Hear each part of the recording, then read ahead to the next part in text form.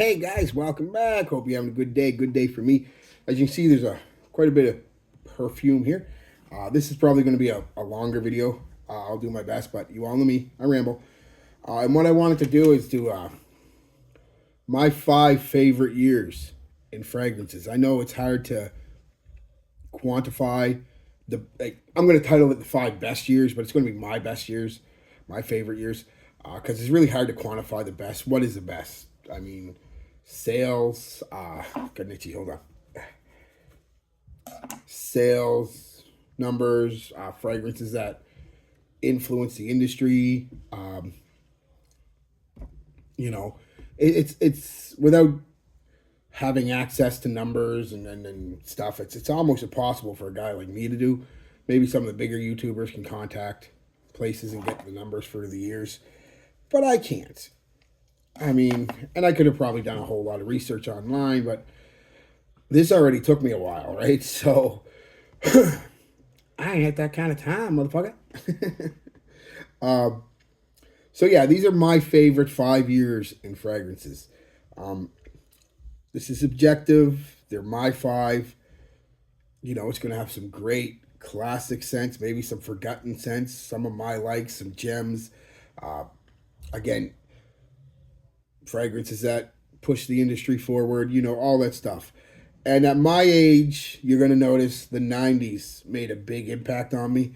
So for me, most of this list is going to be years in the 90s. Not all of them, but most of them. And, geez, that scratch won't go away. Uh, so let's just get started. I've already rambled too much. What are we in? A minute in? Yeah, almost two. Uh, let's go with an honorable mention. And I'm not grabbing all these fragrances, guys. There's 5 from each year. Well, there's more than that. So I'm not grabbing all these fragrances. I grabbed 2 from each year to talk about, and the rest I'll just quickly list. And I'm only talking about, first off, honorable mention number 1, because there's 2 of them. Whatever year these 2 came out in. Best years ever. No argument. Don't care. Don't want to hear it. Nope. Nothing. Don't care. Gasoline, nasty, whatever you want. I love it. Old, mannish, no way. Clean and spicy. I love it. Jacquard Noir and Fahrenheit. Whatever year they came out with, I can't remember off the top of my head. Best years ever. No argument. No, not even from you. Chop, chop, chop. All right, let's get serious, guys. Let's get into it. First honorable mention, honestly, is going to be the year 2010. You had 24 Gold, and that shines. 24 Gold. The reason this was on my list is simply because it was a hype beast. It was the first fragrance that I bought offline, and or one of the first, maybe not the first, but one of the first. And it was one of the first fragrances that was hyped to death, and one of the first fragrances I blind bought online and didn't like, if not the first. It's just too strong, too synthetic, a little too floral for me, I guess. Oudi. It's a little too much for me. But you know what? Can't deny that it was a hype beast. And next is just a personal favorite of mine. That's why it's on my list. And that's English Laundry Arrogant, 2010. You know, powdery. I'd venture to say classy, nice fragrance. You can buy it now relatively cheap. When I bought it, it wasn't even that expensive. I think it was $50 or $60. But now you can get it for like under 20 at like Marshalls and stuff. So yeah, but just a personal favorite. A couple other that make the list. Axe Dark Temptation. Everybody had it. Has to be on anybody's list of 2010. You like it or not, everybody had it. And then Aventus and Bleu de Chanel, and I locked them 2 together because they definitely both changed the game up. A lot of people came out with their own Aventus and Bleu de Chanel fragrances and still are. And so if you like them or not, it doesn't matter. You can't deny the impact that they've had. Whether you like the impact, good or not, they've had an impact. And it's pretty big. Now, the official top five. Number 5 is going to be 1993. Um, Here I am in middle school, starting middle school. uh, Annie Mao. I never got this till like 2 years ago, and what a surprise this is! This is one of those hidden gems. Sweet, citrusy, get that '90s vibe to it, but in a really in a good way.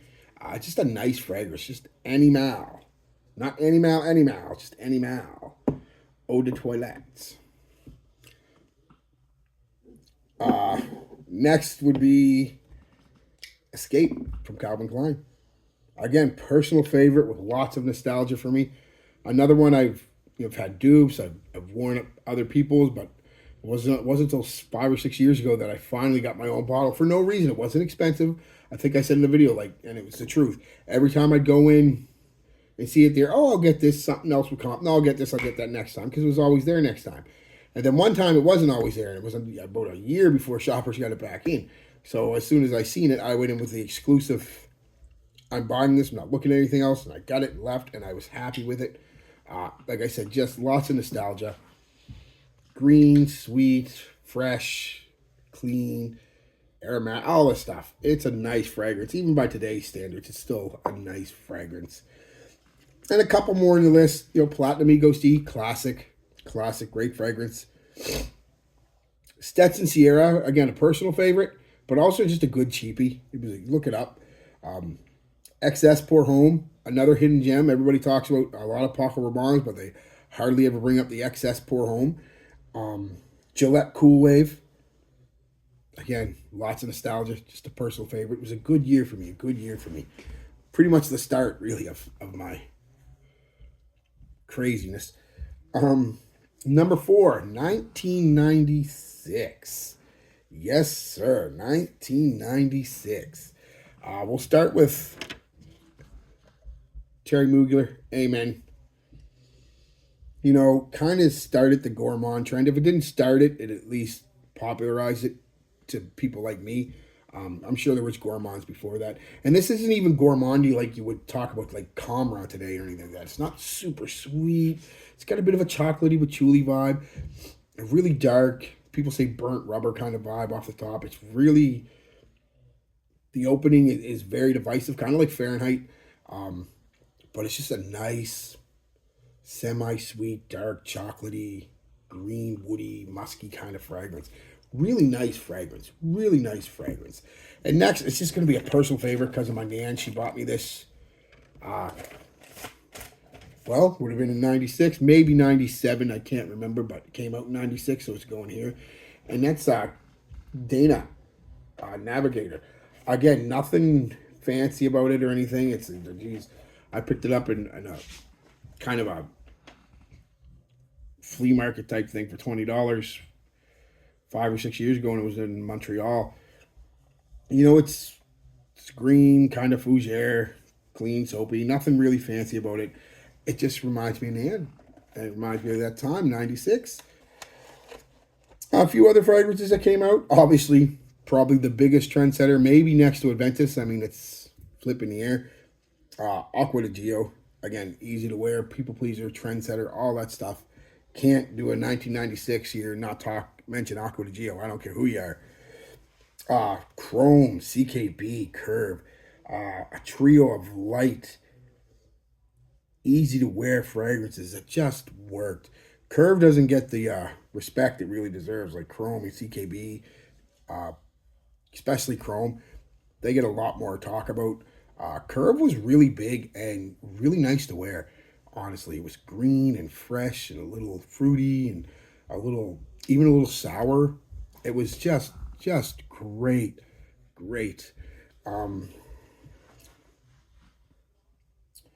Michael Jordan, it was the 90s. Enough said. He was huge. California reminds me of my nan. I don't own a bottle. I wish I did. But yeah, reminds me of my nan again. I think I told the story. She gave me like a lot of money to go get a fragrance, and I bought this one because it was only like $30 and pocketed the change. And what's that saying? No, just whatever. Pocketed the change. So yeah. And then there was Raw Vanilla Swiss Army. Again, personal favorites. I wish I had Raw Vanilla still. I really do. Super expensive now, but it's just a great fragrance. Um, so let's go on to year number 3, shall we? And it's going to be 2023. Yes, a bigger year. Uh,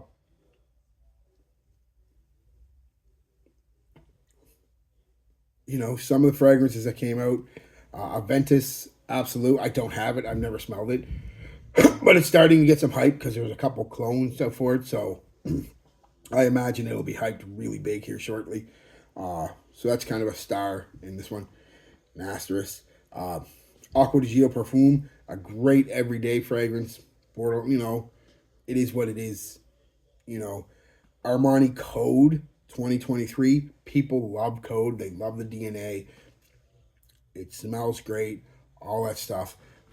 But the main two for me that put this at number 3, because those alone wouldn't have done anything for me, really. Boss Bottled Elixir. Woody, sweet, spicy, smoky. And La Male Elixir. Fresh, but dark, sweet, honey. Very nice fragrance. Very nice. Both of these are just great fragrances. And I also, in my mind, they're connected to Dior Sauvage Elixir. I know it came out like a year before that, maybe even 2. But they're connected in my mind. So you could put Sauvage Elixir there, but it's not technically this year that I'm talking about. But yeah, they just great fragrances, guys. Great fragrances. Number 2 is going to be 1995. And you had some big releases that year. 360 for Men, big release. Perry Ellis for a couple years there was huge, right? I don't think people realize how big Perry Ellis was. You wear a Perry Ellis jacket or a shirt or jeans or had his cologne on, even his kicks. You were banging, honestly, back in 95. Axe Africa, Kilo, my favorite Axe. Again, just a personal favorite. I love it to death. Burberry for Men, Bulgari Pour Homme. Classic, almost forgotten nowadays fragrances, but they really good fragrances. Roach's Sculpture, just a hype beast. Big hype. Even today, it's a hype beast. Navy, again, my grampy and Nanny. I got his when he passed away from Nan, and it was nice, and I still enjoy it to this day. Hugo, just my scent in high school. I wore a lot in high school that year. It was a great fragrance. It was a great fragrance. And these two, again, how can you do a 1995 and not talk about La Male? Not only a trendsetter, a hype beast before hype was really a thing. Back then, everybody wore it. Everybody likes it. Still more than wearable today. Will work just fine in any situation. It's fresh. It's got mint and vanilla. It's powdery, lavender. It's just a great fragrance. And maybe not one most people are going to, with the modern taste, kind of gravitate towards, but I still love it. And that's Opium Pour Homme by Yves Saint Laurent. Yeah. Kind of this effervescent, almost sparkling water cola like jump off the top, and spicy and masculine, woody. Oh, it's just really good fragrance. Really good fragrance. Back before they made just YSL Ys and stuff. Really good fragrance. And my favorite year is going to be 1994. 94, y'all. 94. Adidas Sport. First real popular Adidas I remember personally. Blue or CK1. I mean, come on. The first mass marketed unisex fragrance that I was aware of that actually both smelled good on guys and girls. And it was a huge hit. Still is to this day. Huge hit. My God. Lotus Sea Pour Homme. What can I say about Lotus Sea Pour Homme? Acqua di Gio. They go hand in hand, really. I mean, and then there was Tommy, Cody by Universo, Gillette Wild Rain, Wings, just some personal favorites of mine that came out that year. But the two that I wanted to talk about is one that people love or hate or love to hate. I haven't decided yet. And that's Versace blue jeans. I really like blue jeans. You know, it's first time experiencing a sweet, powdery, floral fougere. It's just very nice. Some vanilla, well, a lot of vanilla in there. It's just a very nice fragrance. And it gets a lot of hate, I think, for no real good reason. But maybe I'm wrong. Maybe it's just my taste. And last but not least, on my favorite year, boom, Dolce & Gabbana Pour Homme. Class in a bottle, tobacco and herbs and musk and just clean with lavender, tobacco and lavender. Oh my God. What a nice fougere-esque kind of fragrance. It's more than wearable today. Out of all of them, except for the stuff that were released in the last couple of years, this is easily the most wearable. What a great fragrance. What a great fragrance. So anyway, guys, yeah, that's my 5 favorite years in fragrances. And the years is up to you. Like, you know what I mean? This is, you could see because of my age, a lot of it was the 90s, mid-90s, early mid-90s. You know, and that would change if I was 30 years old. Because I was 30 years old, well, guess what? When I was 20, or I was 1995, I was 13 years old. So 2008 would be the equivalent. You know what I mean? How do I say it? Like somebody who was born in 2000 would probably say stuff like year 2010, 2009, 2013. You know, you had stuff like 1 million, Invictus. You know, I had 2010 on there. You had Aventus, Bleu de Chanel. Those type of years are probably going to be their favorite because, you know, they're nostalgia, memories, and stuff have a lot to do with, especially fragrances, smells, and so I wouldn't suspect anybody, you know, 30 or under to really, even 35 or under to really, well, 35 might be, but 30 or under to really agree with my list, unless they love what they would call old fragrances, right? I just say classic. But yeah, it's weird to think somebody born in like 1995, their first fragrance might have been, you know, they would have been 15 years old when this came out, roughly, I think. You know, they would have been closer to 19. But anyway, the point is, their first fragrance could have been something like Bleu de Chanel, Sauvage. I mean, blows my mind to think. And they're 30. I mean, so, yeah, so, just kind of funny that way how things work. But, yeah, time is weird, man. Time is weird. I'm getting old. I know that. I feel it sometimes. Holy crap. All right, guys, that's it. Give me your 5 favorite years and a couple fragrances, a reason why, whatever. That doesn't matter. I'd really like to hear it. All right, guys, peace, love, be good to each other, and be good to yourselves.